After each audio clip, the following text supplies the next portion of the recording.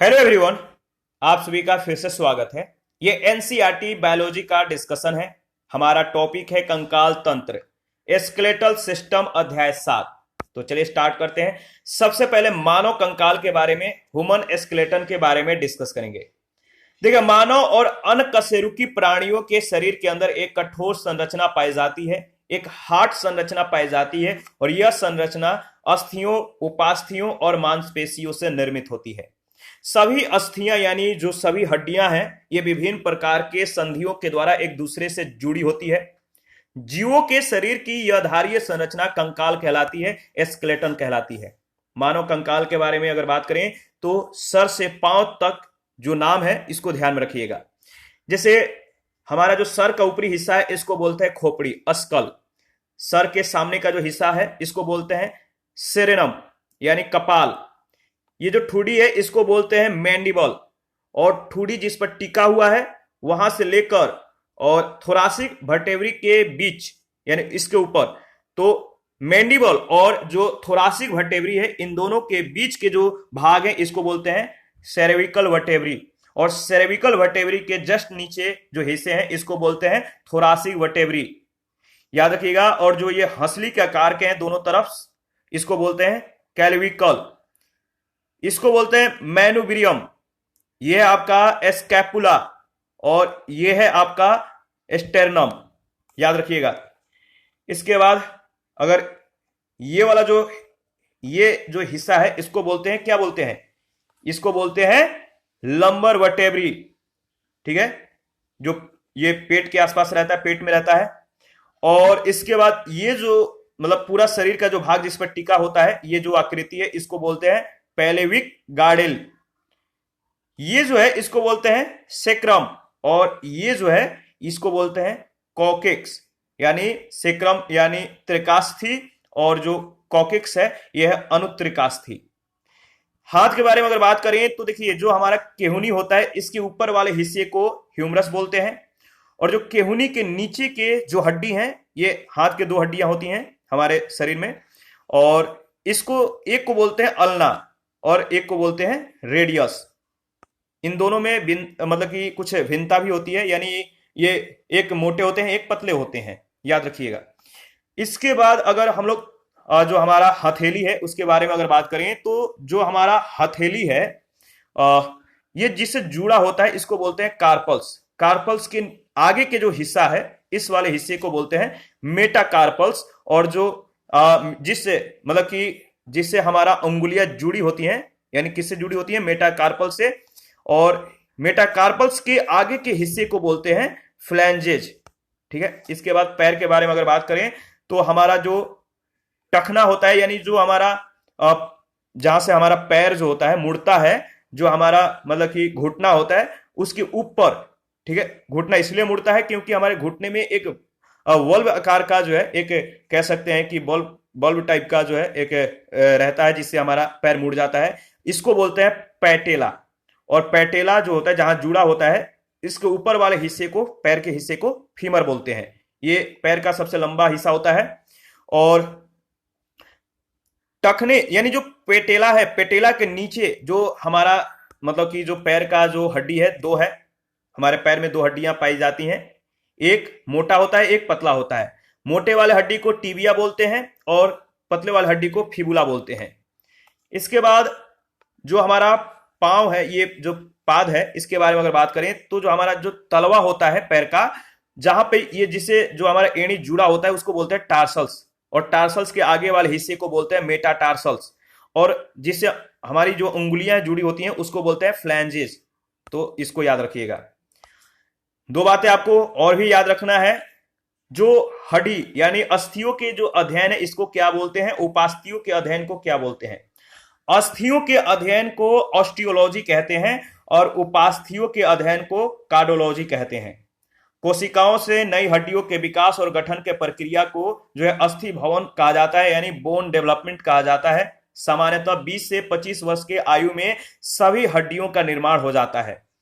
ठीक है। और अस्थि भवन परीक्षण के द्वारा यानी बोन डेवलपमेंट परीक्षण के द्वारा मनुष्य के आयु का भी यानी एज का भी पता लगाया जाता है। इसके बाद फंक्शन ऑफ स्केलेटन, कंकाल के जो कार्य हैं इसके बारे में डिस्कस करेंगे कि कंकाल क्या क्या हमारे शरीर के लिए कार्य करते हैं। जैसे पहला है आंतरिक अंगों की सुरक्षा। कंकाल हमारे शरीर के आंतरिक अंगों की सुरक्षा करते हैं। कंकाल तंत्र आंतरिक अंगों के लिए कवच के समान कार्य करता है। मानव खोपड़ी, मस्तिष्क और आंख को पसलियां, हृदय एवं फेफड़े को मेरुदंड जो वर्टेब्री है, ये वर्टेब्री ऑफ जो एस्पिन है, ये स्पिनल कोड को जो है सुरक्षा प्रदान करता है। दूसरा जो कार्य है, कंकाल का संचलन में सहायता करता है, हेल्प इन मूवमेंट। कंकाल की अस्थियां मांसपेशियों को स्वयं से जोड़ने के लिए एक आधारीय संरचना प्रदान करती है ताकि शरीर का जो है मूवमेंट हो सके, शरीर संचलन कर सके। और लिगामेंट तथा टेंडन्स अस्थियों और मांसपेशियों को जोड़कर उन्हें संचलन योग्य बनाती हैं। तीसरा, निश्चित आकृति एवं सहारा। कंकाल तंत्र शरीर को एक निश्चित आकृति जो है प्रदान करता है और कोमल अंगों को यह सहारा प्रदान करता है ताकि वे शरीर में अपने निर्धारित स्थान पर बने रहें। इसके बाद है खनिज एवं वसा का भंडारण। देखिए, अस्थि ऊतक शारीरिक क्रियाओं के लिए आवश्यक विभिन्न खनिजों जैसे कैल्शियम, फास्फोरस तथा वसा के भंडारण क्षेत्र होते हैं। अस्थि ऊतकों में भंडारित एक खनिज शरीर को आवश्यकता पड़ने पर रक्त में फ्री कर देते हैं, मुक्त कर दिए जाते हैं। और वसा का भंडारण अस्थियों की पीली अस्थि मज्जा में होता है। इसके बाद फॉर्मेशन ऑफ ब्लड सेल्स यानी रक्त कोशिकाओं का निर्माण। अस्थियों के भीतर रिक्त स्थान में एक तरल पदार्थ भरा होता है। जो हड्डियां हैं इनके भीतर जो हमारा हड्डी जो है खोखला होता है, लेकिन इसके अंदर एक तरल पदार्थ भरा होता है जिसे बोन मैरो कहते हैं। और यह दो प्रकार का होता है बोन मैरो, एक होता है येलो बोन मैरो और दूसरा रेड बोन मैरो, याद रखिएगा। देखिए, जो रेड बोन मैरो है इसमें लाल रक्त कोशिकाओं एवं अधिकांश श्वेत यानी श्वेत रक्त कोशिकाओं तथा प्लेटलेट्स का निर्माण होता है। लाल अस्थि मज्जा में लाल रक्त कोशिकाओं और अधिकांश श्वेत मतलब जो श्वेत रक्त कोशिकाएं हैं या जो प्लेटलेट्स हैं इनका निर्माण होता है। रक्त कोशिकाओं के निर्माण की यह प्रक्रिया याद रखिएगा क्या कहलाती है, तो हिमेटोपोएसिस। जो यह प्रक्रिया है रक्त कोशिकाओं के निर्माण की, जो यह प्रक्रिया है हिमेटोपोएसिस कहलाती है। हिमेटोपोएसिस। कंकाल तंत्र का जो विभाजन है शरीर में उपस्थिति के आधार पर अगर बात करें तो इनका जो विभाजन है दो वर्गों में है। एक है बाह्य कंकाल, दूसरा है अंतः कंकाल। बाह्य कंकाल यानी एक्सोस्केलेटन। बाह्य कंकाल जंतुओं के शरीर के बाहरी सतह पर उपस्थित उन शारीरिक संरचनाओं का समूह है जो शरीर को सुरक्षा और सहारा प्रदान करता है। विभिन्न जंतुओं के जो कवच, पंछियों के जो पंख, मछलियां और सरीसृप के शरीर पर उपस्थित सल्क, विभिन्न जंतुओं के शरीर पर उपस्थित बालों आदि को बाह्य कंकाल के अंतर्गत जो है सम्मिलित किया जाता है। बाह्य कंकाल युक्त जो जंतु हैं जैसे कॉकरोच है, टिड्डा है, केकड़ा है, झींगा है, घोंघा है, सीप, कछुआ आदि, ये सभी बाह्य कंकाल युक्त जंतु हैं। इसके बाद इंडोस्केलेटन यानी अंतः कंकाल। अंतः कंकाल जंतुओं के शरीर के भीतर स्थित होता है। यह आंतरिक अंगों को सुरक्षा और सहारा प्रदान करने के साथ साथ संपूर्ण शरीर को एक निश्चित आकार और आकृति प्रदान करता है। अंतः कंकाल का निर्माण याद रखिएगा, जो अंतः कंकाल है इसका निर्माण भ्रूणीय विकास के प्रक्रिया में मेसोडर्म यानी मध चर्म से होता है। और इस प्रकार का जो कंकाल है इकाइनोडर्मेटा संघ के जीवों यानी जो स्टारफिश है, समुद्री अर्चिन, ब्रिस्टल स्टार आदि इनमें तथा कार्डेटा संघ के जो जीव हैं जैसे स्तनधारी मछली, पंछी, सरीसृप आदि इनमें पाया जाता है। तो अंतः कंकाल का जो निर्माण है भ्रूणीय विकास के प्रक्रिया में मध्य चर्म यानी मेसोडर्म से होता है। और इस प्रकार का जो कंकाल है इकाइनोडर्मेटा संघ के जीव तथा कार्डेटा संघ के जो जीव हैं इनमें पाया जाता है। बाह्य कंकाल और अंतः कंकाल में जो अंतर है इसके बारे में डिस्कस कर लेते हैं। बाह्य कंकाल जो है यह शरीर के बाहरी सतह पर जो है स्थित होता है। बाह्य कंकाल क्या होगा, शरीर के बाहरी हिस्से पे स्थित होंगे। और अंतः कंकाल शरीर के अंदर स्थित होता है। बाह्य कंकाल शरीर की मध्य चर्म तथा बाह्य चर्म से निर्मित होता है और जो अंतः कंकाल है ये शरीर के मध्य चर्म से निर्मित होता है। बाह्य कंकाल इसमें मृत ऊतक पाए जाते हैं, ठीक है, मृत यानी डेड टिश्यू पाए जाते हैं। और जो आपका अंतः कंकाल है इसमें जीवित ऊतक पाए जाते हैं। जो बाह्य कंकाल है इसमें पेशी तंतु आंतरिक सतह पर जो है जुड़े होते हैं। जो मतलब जो बाह्य कंकाल है इनके जो पेशी तंतु है आंतरिक सतह पर जुड़े होते हैं, लेकिन जो आपका अंतः कंकाल है इसमें पेशी तंतु बाह्य सतह पर जुड़े होते हैं। तो आपको ध्यान में रखना है।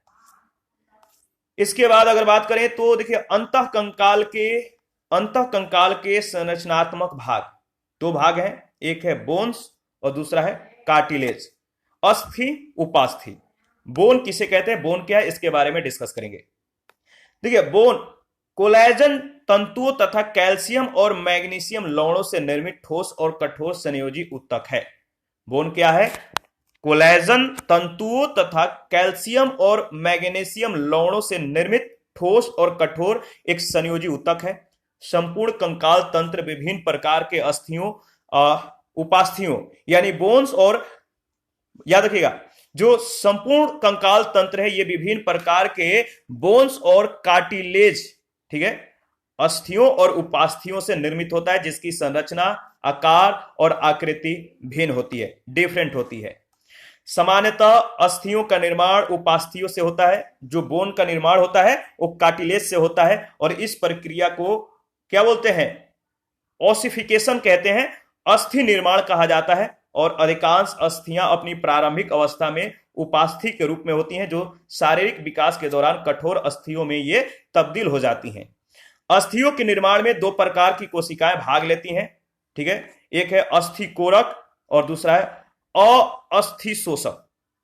तो एक है अस्थि कोरक और दूसरा है अस्थि शोषक। देखिए ऑस्टियोब्लास्ट से, जो ऑस्टियोब्लास्ट है इससे अस्थियों का बाह्य ठोस भाग तथा ऑस्टियोक्लास्ट में, यहां पे दो शब्द है, ऑस्टियोब्लास्ट और ऑस्टियोक्लास्ट। ऑस्टियोब्लास्ट से अस्थियों का बाह्य ठोस भाग और ऑस्टियोक्लास्ट से इसमें क्या होता है, मज्जा गुहा का निर्माण होता है। तो ऑस्टियोब्लास्ट से जो अस्थियां हैं इनके बाह्य ठोस भाग का निर्माण होता है, जो ऑस्टियोक्लास्ट है इसमें मज्जा गुहा का निर्माण होता है। और अस्थियों का 38% भाग जो होता है वो सी नामक प्रोटीन से, और 62% जो भाग है वो अकार्बनिक लवण जैसे कैल्शियम फास्फेट और मैग्नीशियम फास्फेट से बना होता है, जिसके कारण अस्थियां ठोस और कठोर हो जाती हैं, मजबूत हो जाती हैं। अस्थियों के ऊपर तंतुमय संयोजी ऊतकों का एक आवरण उपस्थित होता है, जिसे परिअस्थिका कहा जाता है। याद रखिए परिअस्थिका, या परिअस्थिका स्नायु यानी लिगामेंट और टेंडन के द्वारा अन्य मांसपेशियों से जुड़ी होती है। तो लिगामेंट और टेंडन क्या है, स्नायु एवं कंडरा क्या है? स्नायु और कंडरा दोनों ही एक शक्तिशाली तंतुमय ऊतक यानी फाइब्रस टिश्यूज हैं। इनकी ये कह सकते हैं कि जो टेंडन और जो लिगामेंट है ये तंतुमय ऊतकों की पट्टियां हैं। स्नायु दो अस्थियों अथवा उपास्थियों को जोड़ता है, जो स्नायु है, यानी जो लिगामेंट है ये दो अस्थियों या उपास्थियों को जोड़ता है, जबकि कंडरा मांसपेशियों को अस्थियों से जोड़ता है। तो स्नायु का कार्य क्या है, कंडरा का कार्य क्या है, लिगामेंट का कार्य क्या है, टेंडन का कार्य क्या है, आपको ध्यान में रखना है। तो जो लिगामेंट है ये दो अस्थियों और उपास्थियों को जोड़ता है, जो टेंडन है ये मांसपेशियों को अस्थियों से जोड़ता है। बोन मैरो के बारे में अगर बात करें तो देखिए मोटी एवं लंबी अस्थियों में एक खोखली गुहा, ठीक है, तो खोखली गुहा पाई जाती है। जो हमारी हड्डियां हैं मोटी और लंबी के साथ साथ खोखली है, जिसे मैरो कैविटी कहते हैं, मज्जा गुहा कहते हैं। मज्जा गुहा में एक विशेष प्रकार का अर्ध तरल पदार्थ भरा होता है, जिसे बोन मैरो कहते हैं, अस्थि मज्जा कहते हैं। अस्थि मज्जा के जो प्रकार हैं दो प्रकार हैं, एक है येलो बोन मैरो और दूसरा है red bone marrow. Yellow bone marrow में यह अस्थियों के मध्य भाग में पाई जाती है। जो येलो बोन मैरो है ये कहां पर मिलता है, अस्थियों के मध्य भाग में। और पीली अस्थि मज्जा कुछ मात्रा में श्वेत रुधिर कणिकाओं का निर्माण करती हैं, WBCs का निर्माण करती हैं। वहीं जो रेड बोन मैरो है यह अस्थियों के सिरों और किनारों पर पाई जाती है। जो लाल अस्थि मज्जा है लाल एवं श्वेत रुधिर कणिकाओं तथा प्लेटलेट्स का यह निर्माण करती है। तो रेड बोन जो मैरो है बहुत ही इंपॉर्टेंट है। इसके बाद टाइप्स ऑफ बोन्स, यानी जो अस्थियां हैं, जो हड्डियां हैं, इनके जो प्रकार हैं मतलब कि अस्थियों के जो प्रकार है विकास के आधार पर दो हैं। विकास के आधार पर हड्डियों के दो प्रकार हैं, एक है कलाजात अस्थियां, दूसरा है उपास्थीजात अस्थि। तो इन्वेस्टिंग बोन और दूसरा है उपास्थीजात अस्थि। तो जो कलाजात अस्थि है इसके बारे में अगर बात करें तो इसे त्वचीय अस्थि यानी डर्मल बोन भी कहा जाता है। मानव खोपड़ी और कंधे में कलाजात अस्थियां पाई जाती हैं। दूसरा है उपास्थीजात अस्थि। ऐसी अस्थियां जो भ्रूणीय अवस्था में विकसित उपास्थियों के रूपांतरण से निर्मित होती है उपास्थीजात अस्थियां कहलाती हैं। उपास्थियों के स्थान पर विकसित होने के कारण इन अस्थियों को प्रतिस्थायी अस्थि भी कहा जाता है, रिप्लेसिंग बोन भी कहा जाता है। और वक्षीय पिंजर, थोरासिक केज हाथों और पैरों में तथा कैसरूक जो दंड है यानी जो वर्टेब्रल जो कॉलमन है ये उपास्थीजात अस्थियों में पाई जाती है। आकृति के आधार पर अस्थियों के जो प्रकार हैं, आकृति के आधार पर जैसे लॉन्ग बोन्स यानी लंबी अस्थियां, लघु अस्थियां, अनियमित अस्थियां, वायवीय अस्थियां, ग्रंथिपूर्ण अस्थियां और चपटी अस्थियां, इन सभी के बारे में बारी बारी से डिस्कस करेंगे। जैसे पहला है लंबी अस्थियां यानी लॉन्ग बोन्स। इस प्रकार की अस्थियां लंबी यानी कह सकते हैं लंबी छड़ के रूप में होती हैं, ठीक है, और जिसमें दोनों सिरे चौड़े होते हैं। लंबी अस्थियां लंबी होती हैं, छड़ के समान होती हैं, इनके दोनों सिरे चौड़े होते हैं और मध्य के लंबे भाग को क्या बोलते हैं, अस्थिदंड, तथा दोनों सिरों को एपिफिसिस कहते हैं। क्या बोलते हैं, एपिफिसिस। सामान्यतः एपिफिसिस चिकने और संधि युक्त होते हैं। अस्थिदंड में एक केंद्रीय मध्यस्थ गुहा स्थित होती है जिसमें अस्थि मज्जा भरी होती है। क्या भरी होती है, अस्थि मज्जा, याद रखिएगा। इसके बाद अगर बात करें तो नेक्स्ट है मानव शरीर में लंबी अस्थियां और उनसे संबंधित जो अंग हैं, जैसे बाह की जो लंबी अस्थियां हैं इसको बोलते हैं ह्यूमरस। इसके बाद रेडियस और अल्ना, ठीक है, हाथ के दो हड्डियां हैं रेडियस और अल्ना, ये दोनों लंबी हड्डियां हैं। इसके बाद फीमर, ये जांग की लंबी हड्डी है। इसके बाद पैर की दो हड्डियां हैं टिबिया और फिबुला, याद रखिएगा। इसके बाद लघु अस्थियां यानी शॉर्ट बोन्स। ठीक है, जो लघु अस्थियां ये अस्थियां आकार में छोटी और अनियमित आकृति की होती हैं। इनकी आकृति के आधार पर ही इनका नामकरण किया जाता है, जैसे मानव कलाई, ठीक है, और टखने, ये सभी अस्थियां लघु अस्थियों के आकार हैं या इनके उदाहरण हैं। इसके बाद है अनियमित अस्थियां, इरेगुलर बोन्स। इनकी आकृति पूर्णतः अनियमित होती है, जिन्हें किसी विशिष्ट आकृति वर्ग के अंतर्गत नहीं रखा जाता है, जैसे वर्टेब्री। इसके बाद नितंब अस्थि, हिप बोन और कपाल के आधार में स्थित अस्थियां अनियमित अस्थियों के ये उदाहरण हैं। इसके बाद है वायवीय अस्थियां। वायवीय अस्थियां अनियमित आकृति वाली होती हैं, परंतु गुणात्मक रूप से अनियमित अस्थियों से ये भिन्न होती हैं। इन अस्थियों में बृहद वायु स्थान यानी लार्ज एयर स्पेसेज उपस्थित होते हैं, जो इन्हें अत्यंत हल्का बनाते हैं। और मानव सिर में, याद रखिए, मानव सिर में एस्फेनाइड, एथमाइड और मैक्सिला नामक वायवीय अस्थियां पाई जाती हैं। पंछियों में भी वायवीय अस्थियां पाई जाती हैं, जिससे उनका भार अत्यंत हल्का हो जाता है और उन्हें उड़ने में आसानी होता है। इसके बाद है ग्रंथिपूर्ण अस्थियां। ग्रंथिपूर्ण, ये अस्थियां ग्रंथि यानी गांठ के रूप में कंडराओं तथा संधि स्थानों में धसी होती हैं। तो जो ग्रंथिपूर्ण अस्थियां हैं, ये अस्थियां ग्रंथि यानी गांठ के रूप में कंडराओं तथा संधि स्थानों में धसी होती हैं। इन अस्थियों पर, याद रखिएगा, इन अस्थियों पर परस्थिकला नामक आवरण नहीं पाया जाता है और इन अस्थियों का निर्माण शिशु के जन्म के पश्चात होता है। मनुष्य के हाथ के पंजों में स्थित पिसीफॉर्म घुटने में स्थित पैटेला और फैबेला ग्रंथिपूर्ण अस्थियों के उदाहरण है। इसके बाद है चपटी अस्थियां, फ्लैट बोन्स।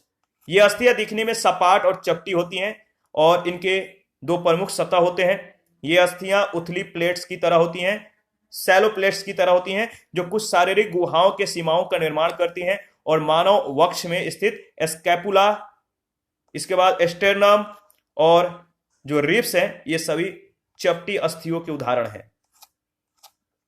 यहां पे आप जो है कार्टिलेज के फिगर को देखकर एनालिसिस करके आगे बढ़ सकते हैं। जो कार्टिलेज है इसके बारे में अगर बात करें तो उपास्थि एक प्रकार का संयोजी ऊतक होता है जो कॉन्ड्रोसाइट्स, याद रखिएगा, जो कॉन्ड्रोसाइट्स नामक कोशिकाओं तथा कोलेजन तंतुओं से निर्मित होता है। उपास्थि एक लोचशील एवं प्रत्यास्थ यानी फ्लेक्सिबल एंड इलास्टिक संरचना वाला होता है, जो लंबी अस्थियों के किनारों पर संधि स्थान पर उपस्थित होती है। उपास्थि में ब्लड वेसल्स यानी रक्त वाहिकाएं तथा तंत्रिकाएं अनुपस्थित होती हैं, नहीं पाया जाता है, इसीलिए ये असंवेदनशील होती हैं। उपास्थि के ऊपर पेरिकॉन्ड्रियम नामक एक तंतुमय झिल्ली का आवरण होता है, जो उपास्थि के क्षतिग्रस्त होने की स्थिति में इसके पुनर्निर्माण में सहायक होती है। याद रखिएगा, उपास्थि में कैल्शियम लवण अनुपस्थित होते हैं और उनके स्थान पर कॉन्ड्रोइटिन नामक लोचशील पदार्थ पाया जाता है, जो उपास्थि को लोचशीलता प्रदान करता है। उपास्थि तंतु व मैट्रिक्स के अनुपात के आधार पर 3 प्रकार की होती हैं।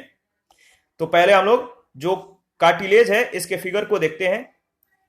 देखिए, जो कार्टिलेज है, ये वाला जो एरिया है, इसको क्या बोलते हैं? ये है बोन्स, ठीक है। ये आपका साइनोवियल झिल्ली, साइनोवियल मेम्ब्रेन, ये आपका ज्वाइंट मतलब कि संधि क्षेत्र है, तो ज्वाइंट कैप्सूल, ये है आपका कार्टिलेज, और ये है आपका साइनोवियल तरल, और ये आपका अस्थि है यानी हड्डी है, बोन है, तो इसको ध्यान में रखिएगा। इसके बाद देखिए आगे बढ़ते हैं। नेक्स्ट है कार्टिलेज। कार्टिलेज के 3 प्रकार हैं। उपास्थि के 3 प्रकार हैं। एक है पारदर्शी उपास्थि, दूसरा है रेशेदार उपास्थि, और तीसरा है लचीली उपास्थि। तो इन तीनों के बारे में बारी बारी से डिस्कस कर लेते हैं। पारदर्शी जो उपास्थि है, यह मानव शरीर में सर्वाधिक संख्या में पाई जाने वाली उपास्थि है, कार्टिलेज है, ठीक है, और जिसमें कोलेजन तंतु बहुत कम होते हैं। जो कोलेजन तंतु होते हैं ये बहुत कम होते हैं, मतलब पारदर्शी उपास्थि में, और यह लगभग अनुपस्थित होते हैं, लगभग मान सकते हैं। यह श्रोणी मेखला, पेल्विक गार्डल्स और अंश मेखला, श्रोणी मेखला यानी पेल्विक गार्डल और अंश मेखला में ये पाई जाती हैं। भ्रूणीय अवस्था में अधिकांश कंकाल पारदर्शी उपास्थि का ही बना होता है। इसके बाद दूसरा है रेशेदार उपास्थि। रेशेदार, यह श्वेत कोलेजन तंतुओं से बनी सर्वाधिक मजबूत उपास्थि होती है। यह अस्थियों को आपस में जोड़ने का कार्य करती है। इस उपास्थि में आवरण यानी पेरिकॉन्ड्रियम का अभाव होता है। तीसरा है लचीली उपास्थि, इलास्टिक कार्टिलेज। यह लचीले पीले तंतुओं की बनी होती है, जो अंगों के आकार का निर्धारण करके इन्हें मजबूती प्रदान करने का कार्य करती है, जैसे में कर्ण पल्लव, ईयर पिना। इसके बाद है एपिग्लोटिस, यूस्टेचियन नलिका आदि। ये सभी जो है लचीली उपास्थि के यानी जो इलास्टिक कार्टिलेज के कह सकते हैं उदाहरण है। इसके बाद difference between bone and cartilage, यानी अस्थि और उपास्थि में जो अंतर है इसके बारे में डिस्कस करेंगे। तो देखिए, पहला जो अंतर है कि जो बोन है, अस्थियां कठोर, अप्रत्यास्थ और दृढ़ अंग है, कठोर अंग है, जो कशेरुकी कंकाल का निर्माण करती हैं। और जो उपास्थि यानी जो कार्टिलेज है, यह कोमल, प्रत्यास्थ और लोचशील संयोजी ऊतक है, जो अस्थियों की परस्पर घर्षण से सुरक्षा करती है। अस्थियां 2 प्रकार की होती हैं, ठोस और स्पंजी, ठीक है, और उपास्थि 3 प्रकार की होती हैं, पारदर्शी, रेशेदार और लचीली। अस्थि कोशिकाओं को ऑस्टियोसाइटस कहा जाता है, और जो उपास्थि कोशिकाएं हैं इनको कॉन्ड्रोसाइटस कहा जाता है। अस्थियों में रक्त वाहिकाएं उपस्थित होती हैं, उपास्थि में रक्त वाहिकाएं अनुपस्थित होती हैं यानी नहीं पाई जाती हैं। अस्थियों में उपस्थित मैट्रिक्स कार्बनिक और अकार्बनिक दोनों प्रकार का होता है, और उपास्थि का मैट्रिक्स पूर्णतः कार्बनिक होता है। तो अस्थियों में उपस्थित जो मैट्रिक्स है कार्बनिक और अकार्बनिक दोनों हो सकता है, लेकिन जो उपास्थि है इसमें सिर्फ जो मैट्रिक्स होगा वो पूर्णतः कार्बनिक होगा। अस्थि में कैल्शियम लवण उपस्थित होते हैं, और जो उपास्थि है इसमें कैल्शियम लवण की उपस्थिति अनिवार्य नहीं है। अस्थियों में द्विदर्शीय वृद्धि होती है, ठीक है, दोनों तरफ जो है वृद्धि होती है, ऊपर नीचे दोनों, और उपास्थि में एक दिशीय वृद्धि होती है, यानी ये 1 डायरेक्शन मतलब कि ग्रोथ करने वाला होता है कार्टिलेज। इसके बाद नेक्स्ट हमारा जो मतलब कि पॉइंट है वो है मानव कंकाल तंत्र, ह्यूमन स्केलेटन सिस्टम। इसके बारे में अगर बात करें तो जो मानव कंकाल तंत्र है, मानव कंकाल तंत्र को मुख्यतः दो भागों में वर्गीकृत किया जाता है, एक अक्षीय कंकाल तंत्र, दूसरा उपांगीय कंकाल तंत्र। मानव कंकाल के अगर बात करें तो दो भाग हैं, एक है एक्सियल स्केलेटन, दूसरा है उपांगीय कंकाल। तो एपेंडिकुलर स्केलेटन, तो एक है एक्सियल स्केलेटन, दूसरा है एपेंडिकुलर स्केलेटन। जो अक्षीय कंकाल है इसमें मतलब कि 80 हड्डियां पाए जाते हैं, और जो उपांगीय कंकाल है इनके अंतर्गत 126 हड्डियां जो है मतलब कि पाए जाते हैं। जो 80 हड्डियां हैं जो अक्षीय कंकाल है इनको जो है कुछ वर्गों में वर्गीकृत कर दिया गया, जैसे खोपड़ी, मेरुदंड, पसलियां और स्टेर्नम। तो खोपड़ी में, हमारे खोपड़ी में, अस्कल में 29 हड्डियां पाए जाते हैं, मेरुदंड में 33, जन्म के समय 33, लेकिन वयस्क होने पर ये हड्डियां घटकर 26 हो जाती हैं। पसलियों की हड्डियां 24 हैं, और जो स्टेर्नम है इसकी हड्डियां 1 हैं, इनमें 1 हड्डी पाई जाती है, याद रखिएगा। और जो उपांगीय कंकाल है इसके दो भाग है, एक है पादों की अस्थियां यानी बोन्स ऑफ द लिम्स, और दूसरा है मेखलाएं। तो पादों की जो मतलब की हड्डियां हैं, जो अस्थियां हैं 120 हैं, और मेखलाओं की जो हड्डियां हैं वो है 6। तो सबसे पहले हम लोग अक्षीय कंकाल के बारे में अगर बात करें, अक्षीय कंकाल के बारे में, तो संरचना के दृष्टि से अक्षीय कंकाल को 4 भागों में विभाजित किया जाता है। पहला है खोपड़ी, दूसरा है मेरुदंड, तीसरा है पसलियां, और चौथा है उरोस्थी। तो सबसे पहले खोपड़ी के बारे में अगर बात करें तो खोपड़ी मानव कंकाल का सबसे ऊपरी भाग है, सबसे ऊपरी हिस्सा है, जो सिर की आंतरिक संरचना का निर्माण करती है। खोपड़ी का आप फिगर आप देख सकते हैं। तो ये है आपका अस्कल, ठीक है। अस्कल, ये जो आपका ये वाला जो एरिया है, जो पीछे का एरिया है, इसको बोलते हैं पैराइटल अस्थि, ठीक है। ये जो है आपका मतलब कि मध्य भाग कह सकते हैं, इसको बोलते हैं फ्रंटल बोन, यानी आगे का जो सिरा है, जो आपका ललाट जिससे जुड़ा होता है, मध्य से ललाट तक। पीछे का जो होता है, सबसे पीछे नहीं, ये देखिए, ये है आपका अग्रभाग, ये है मध्य, और ये है पीछे वाला हिस्सा। पीछे वाले हिस्से को क्या बोलते हैं? पीछे वाले हिस्से को बोलते हैं ऑक्सीपिटल अस्थि। ऑक्सीपिटल। मध्य वाले हिस्से को टेम्पोरल अस्थि बोलते हैं, सॉरी, मध्य वाले हिस्से को पैराइटल अस्थि बोलते हैं, पैराइटल बोन बोलते हैं, और जो आगे का हिस्सा है इसको फ्रंटल बोन बोलते हैं, यानी फ्रंटल अस्थि। और ये जो बीच का जो हिस्सा है इसको जो बोलते हैं, आंख के पीछे की तरफ जो हिस्सा होता है इसको बोलते हैं एस्पिनाइड अस्थि। और जो जिसमें हमारा जो आई स्थित होता है इसको बोलते हैं एथमाइड अस्थि, और इसके अंदर जो होता है इसको बोलते हैं लेक्राइमल अस्थि। ये अब जो हमारा नाक होता है इसको बोलते हैं नेजल अस्थि, ठीक है। और ये जो हमारा जो चिक होता है, जो गाल के साइड में जो हड्डी होता है, जो आंख के पास होता है, इसको बोलते हैं जाइगोमेटिक अस्थि। क्या बोलते हैं? जाइगोमेटिक। और ये वाला जो हिस्सा है इसको बोलते हैं मैक्सिला बोन, ठीक है, याद रखिएगा। और जो हमारा जो ठोड़ी है, जो गल्फ जो बोलते हैं, जो नीचे, अब अगर मुंह को फाड़िएगा तो नीचे की तरफ जो हिस्सा होगा इसको बोलते हैं मैंडिबल अस्थि। तो ध्यान में रखिएगा। मानव खोपड़ी में 29 हड्डियां होती हैं। 8 जो हड्डियां हैं ये मतलब कि इनसे 8 हड्डियों से, मतलब जो 8 हड्डियां जो 8 बोन है, इनसे मिलकर कपाल का यानी सेरेनम का निर्माण होता है। और मस्तिष्क को, ये जो सेरेनम है, कपाल जो है, ये मस्तिष्क को सुरक्षा प्रदान करते हैं। बाकी जो 14 हड्डियां हैं, 8 के बाद जो 14 हड्डियां हैं, तो कितनी हुई? देखिए, 8 जो अस्थियां जो बोन होते हैं ये कपाल का निर्माण करते हैं, सेरेनम का निर्माण करते हैं।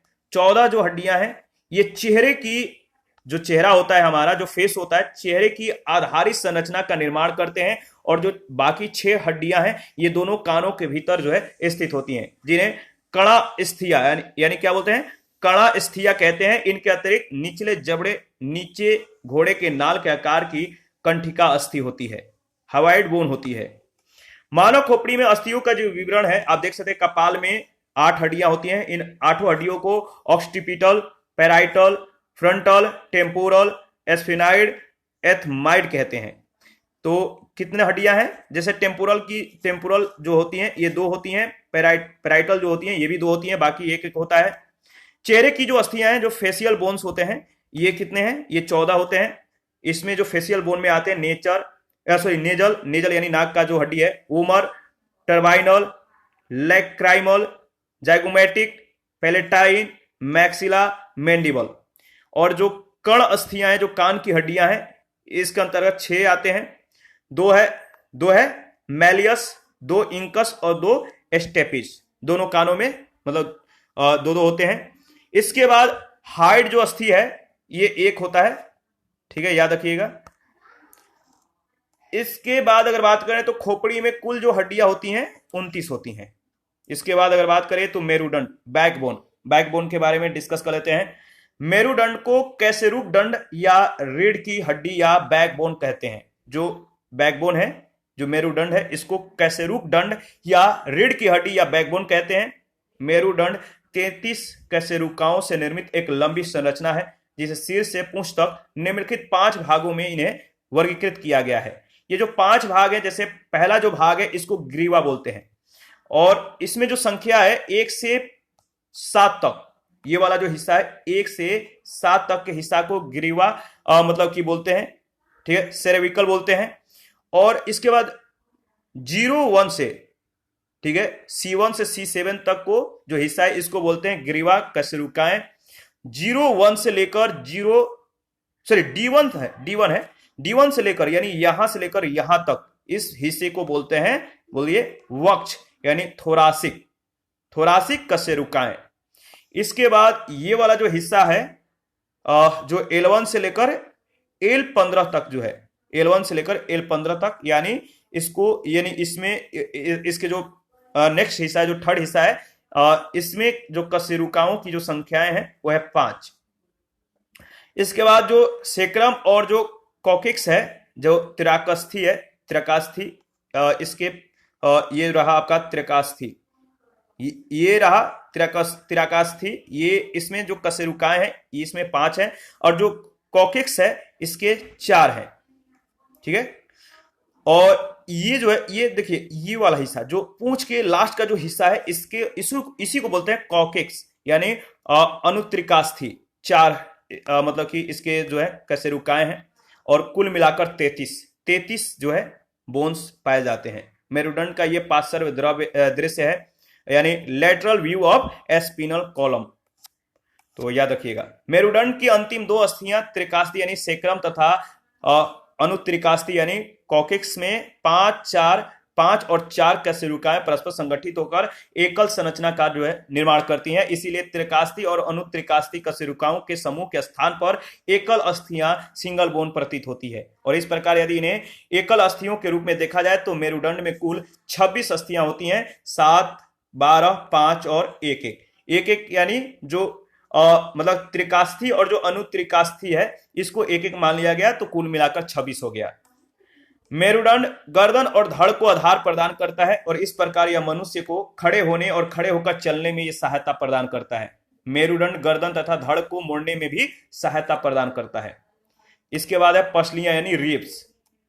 पसलियों को चपटी अस्थियों की श्रेणी में रखा जाता है, फ्लैट बोन्स के श्रेणी में रखा जाता है। ये अक्षीय कंकाल में सुरक्षात्मक भूमिका निभाती हैं। मानव शरीर में कुल 24 पसलियां होती हैं, 12 जोड़ी पसलियां होती हैं। 1 से 7 जोड़े की जो कुल 14 पसलियां हैं, इनके पीछे की ओर मेरुदंड की किसी वक्ष कैसेरुका थोरासिक वर्टेब्री से तथा आगे की जो स्टेर्नम है, आगे की ओर जो उरोस्थी है, जो स्टेर्नम जिसे बोलते हैं, ये एक लंबी और चपटी अस्थि से जुड़ी होती है, और इन पसलियों को वास्तविक पसलियां यानी ट्रू रिब्स कहते हैं। तो यहां पर आप देख सकते हैं किसको फॉल्स रिब्स, किसको ट्रू रिब्स कहते हैं, और किसको फ्लैटिंग रिब्स कहते हैं। तो ये यहां से यहां तक के जो हिस्से 1 से लेकर 7 तक, ये है आपका ट्रू रिब्स, और ये जिससे जुड़े होते हैं इनको बोलते हैं स्टेर्नम, ठीक है, उरोस्थी। और इसके बाद 7 के बाद जो 8 से लेकर 10 है, इसको बोलते हैं फॉल्स रिब्स यानी छद्म पसलियां, फॉल्स रिब्स। इसके बाद देखिए नेक्स्ट जो है, ये जो आपका ये 2 तैरते हुए जो दिख रहे हैं, इनको बोलते हैं तैरती हुई पसलियां, फ्लोटिंग रिब्स। 11 और 12 ये वाले, ये जो है मतलब कि फैले हुए हैं, तैरते हुए मतलब दिख रहे हैं, लगता है कि ये हड्डियां जो है तैर रहे हैं। तो इस तरह से याद रखिएगा। 8वें और 10वें जोड़े तक की कुल 6 पसलियां सामने की ओर उरोस्थी में प्रत्यक्षता न जुड़कर अपने ऊपर के पसलियों से जुड़ी होती है। इसी कारण इन्हें फाल्स रिब्स यानी छद्म पसलियां कहा जाता है। 11-12वें जो जोड़े की पसलियां हैं, यानी जो 4 पसलियां पीछे की ओर वक्ष कशेरुकाओं से जुड़ी होती हैं और आगे की ओर पूर्णतः क्या होती हैं, ये स्वतंत्र होती हैं और इसीलिए इन्हें तैरती हुई पसलियां कहा जाता है। इसके बाद है स्टेर्नम और ब्रेस्ट बोन यानी उरोस्थी।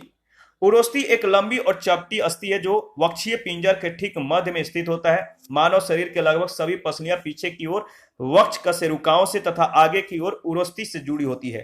पसलियां तथा उरोस्थी परस्पर मिलकर वक्षीय पिंजर यानी थोरासिक केज का निर्माण करते हैं, याद रखिएगा। यह आपका स्टेर्नम और ब्रेस्ट बोन, ये जो फिगर है स्टेर्नम या ब्रेस्ट बोन का है। देखिए ये वाला जो हिस्सा है जो यहां पे दिखाया गया है, इसको बोलते हैं अधीरोस्थी खांच। ठीक है, अधीरोस्थी खांच ये हंसली की खांच है, हंसलियों के आकार की है। यहां से लेकर यहां तक आप ध्यान दीजिएगा, 1 से लेकर फर्स्ट से लेकर 7 तक को किनारे की खांच बोलते हैं। ये जो है बॉडी है, ठीक है। ये क्या है, ये कोण उरोस्थीय, क्या है, कोण उरोस्थीय, और ये है आपका मैनुब्रियम, ये वाला एरिया। ठीक है, ये यहां से यहां के भाग को क्या बोलते हैं, उरोस्थी के भाग बोलते हैं। और ये जो है आपका ये वाला जो एरिया है इसको बोलते हैं जिफी एक्सटर्नल संधि, जिफी एक्सटर्नल संधि। और ये सामने का दृश्य है और ये पार्श्व दृश्य है, ये पार्श्व है, ये सामने का दृश्य है। और इसको बोलते हैं जिफाइड, क्या बोलते हैं, जो लास्ट का जो अंतिम छोर है जो नुकीला है, इसको बोलते हैं जिफाइड। इसी के साथ आज का जो सेशन है समाप्त करते हैं। नेक्स्ट सेशन में उपांगीय कंकाल के बारे में हम लोग डिस्कस करेंगे। आप अपना प्रतिक्रिया देते रहिए, आपके प्रतिक्रियाओं का हमें बेसब्री से इंतजार रहता है। जिन लोगों ने Telegram channel, Telegram quiz group, Facebook page, Instagram को ज्वाइन नहीं किया है, वीडियो के डिस्क्रिप्शन बॉक्स में उसका लिंक है, आप ज्वाइन कर सकते हैं। थैंक यू, मिलते हैं नेक्स्ट सेशन में, अभी के लिए इतना ही।